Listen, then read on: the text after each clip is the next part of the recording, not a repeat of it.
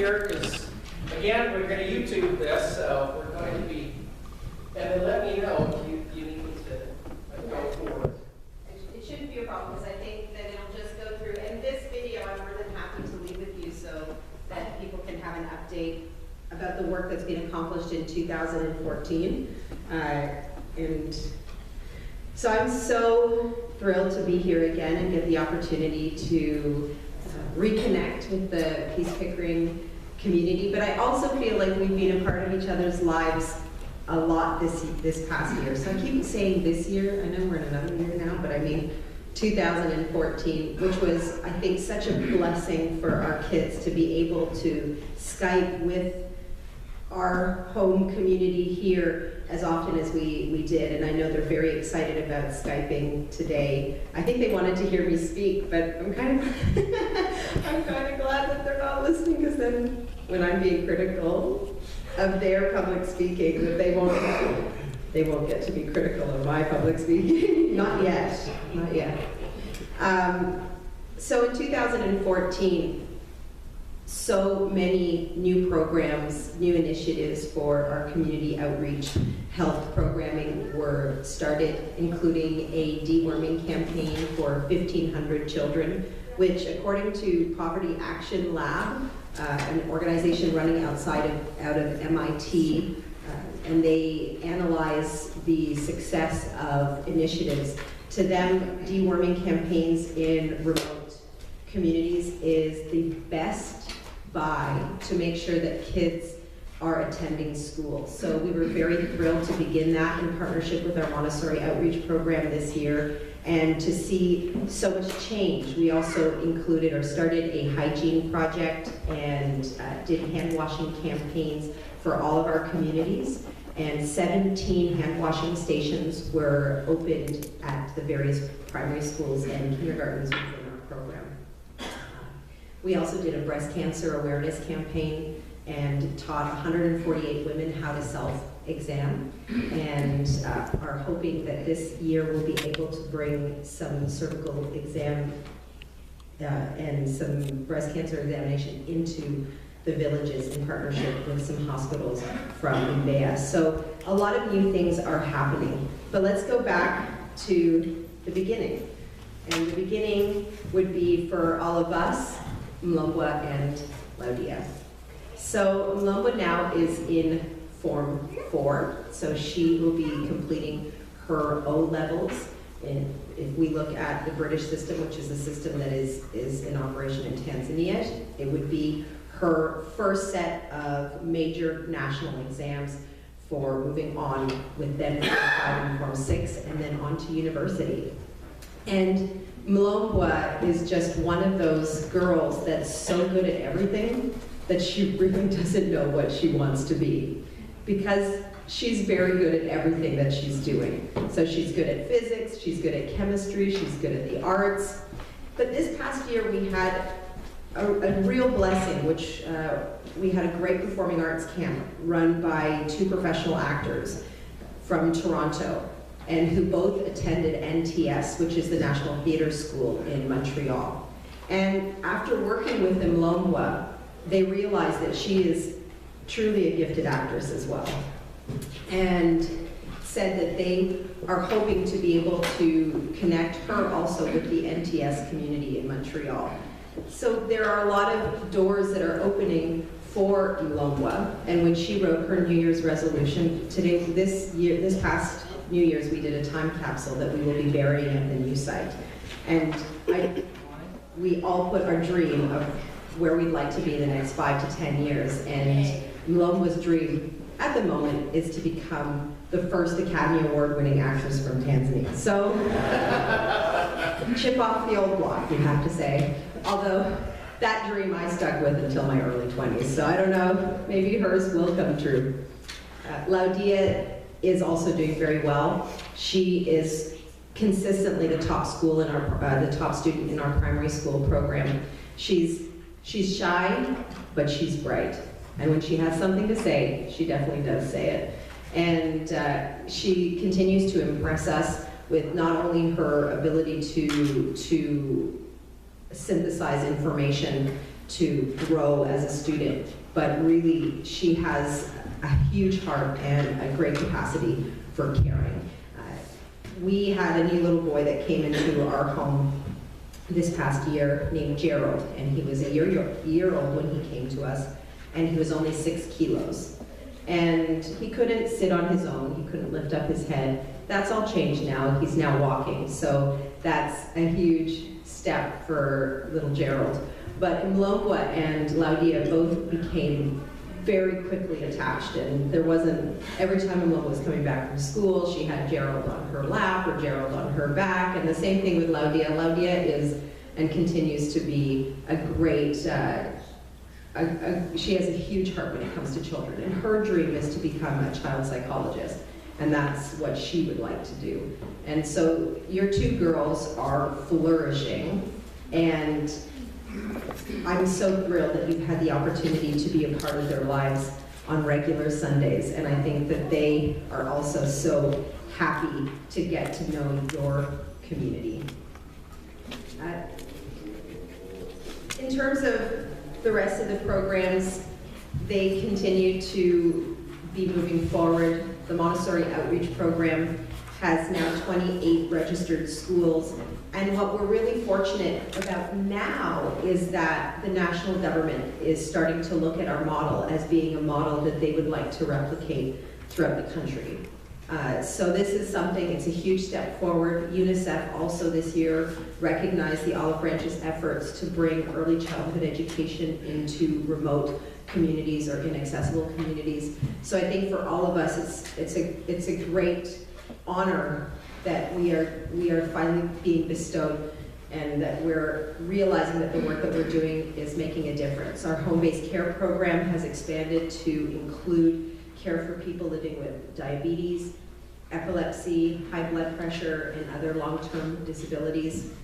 And we've seen such a change in the overall health of these communities that we're working with. And the longevity of people living with HIV, we're not burying people anymore, really. And I think it's been such a blessing for all of us to see so much change and positive change, and people living positively on their ARVs and reconnecting with their families and their communities and becoming productive members of their communities. Our financial autonomy programs are also doing very well. Our community cooperative banks have upwards of 1,800 members, and these community cooperative banks, I just want to give a little explanation, is we establish these banks by training groups that the community members form themselves in how to save and loan to one another. We provide them with the implements, so a box, 3 locks, some passbooks, and a stamp, and then they learn how they start saving with one another and loaning to one another. And what they've realized, in using Scotiabank's slogan, is they've realized that they're a lot richer than they think, and that in the long run, they won't need this constant support because they will be doing and are doing for themselves. Some of these banks now, one bank, which is a roadside community made up of 10 women. The women are all wives of Tazara workers, and Tazara is the national railway that connects Tanzania to Zambia. But there was a period of time where for 4 months, none of the workers were paid. And the wives were part of this community cooperative bank that the Olive Branch had established. And the wives kept their families going with their small businesses. And the wives of the Tazara workers, and I mean, this is going to be a crazy number, they saved $10,000 through their businesses. And they kept their families going, and their husbands didn't have to quit, their husbands didn't have to relocate. These 10 extremely strong women kept their families going and learned that they were a lot richer than they thought they were. And some of the other community cooperative banks are not as financially lucrative, but they're in much more remote communities where people never even thought that they had any disposable income. They thought that finding 2,000 or 5,000 shillings to get a family member to hospital was impossible. But as they started to collect their money together, they realized that they could get up to $1,000 and $2,000 or 1 or 2 million shillings. And then at the time when the bank So they break the bank apart at 6 months or a year. They are returned their shares and the dividends. And suddenly, vulnerable people are able to pay for school fees for their kids. They're able to buy land for the first time, build their own home, a different kind of home than we're used to, but something that belongs to them for the first time. And there's so much gratitude in that and value. And for the first time, one of the women that we work with, that is part of the savings groups in a village called Mahongo, she said, I came when my husband died of AIDS and I was left with my family. I came back to my mother's home. She's in her 40s. She said, I came back to live with my mother at 40, and I felt like nothing. And I thought I would never own anything. Nothing would ever belong to me. And she worked hard with the microfinance program. She got a loan to start a business. She started buying fish and bringing fish from Mbeya and selling fish in her community, dried fish. She started selling beans. She made little traps to catch pigeons and made pigeon soup to sell in her community with the loans, and then moving on to the savings program. And when we went to go take pictures of her, she said, she stood in front of the houses, the 2 houses, little houses. They don't have windows, but they belong to her. And she stood in front and she put her hands up and she said, all of this, it belongs to me. All of it, it's mine. And it was so powerful. Her name is Sophie. It was so powerful to get that, to stand with this woman who said, and she predicated, we were sitting in a group, she said, I thought I had nothing. And then she said, I'm so excited, Deborah. I want to show you what I have now. I'm so excited, come and see. And we stood in front of her homes, and it was great. That was a great day. But that story with these financial autonomy programs isn't unique.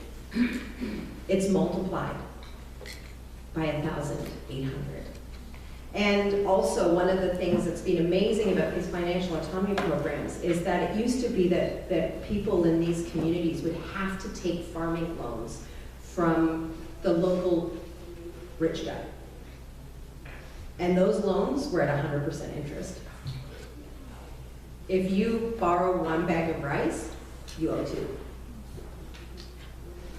So for a lot of them, it led them to bankruptcy, to destitution, to farming, but really it wasn't even subsistence. It wasn't enough to subsist. They were caught in this forever cycle of extremely expensive and debilitating loans. And with the microfinance program and the savings program, they don't have to take these loans anymore. They can loan to one another. They're in charge of their lives at a very little interest rate. And a lot of what we've been hearing, the story is we're in charge of our own lives. We're in charge of our own lives now. We're not becoming slaves to the one wealthy person in our community. We are in charge of our own lives now. And it's so powerful to be a part of that journey. So, in regards to the construction, I mean, with so much stuff, it's so hard to keep track of it all in my head. The construction is moving along. It's a lot slower. We were hoping to start constructing the Peace Home this year, but it didn't happen this past year. But we have now started to make bricks, SSB, which are environmentally friendly bricks, with Lafarge cement that will be used for the Peace Home as well. So little by little, Kutiai is working upwards of 17 hours a day to try to make all of this happen. We're building this on a shoestring budget and really working very hard to be able to afford the completion of our dream, which means that all of you, I ask that you are patient with the time frame that we're able to do it in. And I'm also extremely grateful to all of you for your continued support for the Peace Home. Now the Peace Home kids, this year was a great year with the Peace Home kids. We did a lot of joint joint work and joint activities between the Peace Home and the Zion Home children, including the Peace Home kids participating in our little film school project, as well as the Performing Arts Camp. And one of the components of the Performing Arts Camp, and it was really fun, was a Pan Am gold medalist in Taekwondo came and trained the kids in Taekwondo. And the little Peace Home kids with their little white belts, it was their first ceremony. They got their white belt ceremony. And it was just amazing to see Ibu and Waijuma and Miriam and all these incredible kids really start connecting with the Zion Home kids and creating a new community. Because even though when we move to the new site, we'll still have our own homes, we are going to be cousins and a lot closer. And so it's been really nice to start seeing that. And the Peace Home kids, we've been fortunate this year, have had an in-house tutor for the entire time. So we've had some great volunteers connect with the Peace Home kids and work one-on-one with them to improve their English and to improve their studies. And Edric, who is the oldest kid at the Peace Home, passed his Form 2 exams. So again, this is all thanks to your continued support, and I cannot wait to see where they will go in the future. And in fact, the Peace Home is being featured in an Irish language television show. For any of you who are fluent in Gaelic and would like to see the Peace Home kids and the Zion Home children in an Irish language television show, that will be aired next week, actually on Tuesday. But it's been a very interesting year for our family. So I do want to close off with a story. It's a moving one. And I think the reason why I want to close with this is I've been really thinking a lot about the idea of serving, what it means to serve. And that, we are all called upon to serve, but that we don't always listen to or hear this call. And what does it mean to serve? And understanding that in my family, so my family in Tanzania and my family here and all of you, that we've been called upon and heard the call to serve. And one thing that I've realized is that the greatest blessing for me has been to have the great fortune to be part of the lives of incredible children who have all heard the call to serve, because they do serve. They always have the door open to whether it is someone like me who needed to find purpose. And when I connected to the children, I really thought that I was the one at that point, that I was the one helping. But the relationship is definitely reciprocal, and more than that, I think that I've always been on, they were placed in my life to serve and to give to me so much purpose and fulfillment and love. And this past year, we were blessed with a wonderful new boy in our home, and his name is Baraka. Baraka has heart failure. All 4 valves do not work anymore, and he needs a new heart. A new heart is not available in Tanzania. And there is nothing medically that the Olive Branch can do for him. But social welfare brought him to us because his uncle abandoned him in July. And this is part of our journey. Social welfare, God brought him to us. He was meant to be with us. But it was hard for me at first, as I always find it very difficult when the medical answers are, no, there's nothing that we can do. And when I sat down to talk with our incredible children and say, we're welcoming him into our home, sweethearts, but I don't know what it is that we can do. And my kids, who always say when someone is unwell or when someone needs you, what do? You love them more. That is our motto at home. So every time that our door is open to someone new and someone who needs love, when we say, well, what do we do when someone's unwell? And my kids say, we love them more, we hug them more. So that's their motto. And when we were sitting there and I said, we're not really going to be able to do very much for Baraka. And my son, Joseph, who spent a year in a children's prison, said, no, Mom, we can love him. And that's enough, Mom. So their call to action and their call to serve is so strong. And I think that call to serve and that call to action and that call to be the change that they wish to see in this world is across the board with absolutely everyone who is working hard in Tanzania.